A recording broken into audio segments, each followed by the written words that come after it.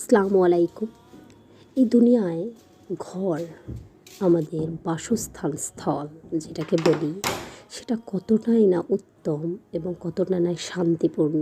সেটা যদি আমরা আল্লাহ পাকে জিকির দ্বারা পরিপূর্ণ করি, তাহলে সে উত্তমেরও উত্তম হবে।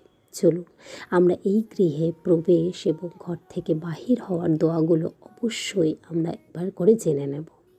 ঘরে প্রবেশে দোয়াটি হলো বিসমিল্লাহি ওয়ালাজনা ওয়া বিসমিল্লাহি খরাজনা ওয়া আলাল্লাহি রব্বিনা তাওয়াক্কালনা ওয়া আলাল্লাহি রব্বিনা তাওয়াক্কালনা। এবং ঘর থেকে বের হওয়ার সময় অবশ্যই পড়ব বিসমিল্লাহি তাওয়াক্কালতু বিসমিল্লাহি তাওয়াক্কালতু আলাল্লাহি লা হাওলা ওয়ালা কুওয়াতা ইল্লা বিল্লাহ। তাহলে অবশ্যই আমরা মনে রাখব এবং চেষ্টা করব এটা মুখস্থ করে প্রতিনিয়ত পড়ার, ইনশাআল্লাহ।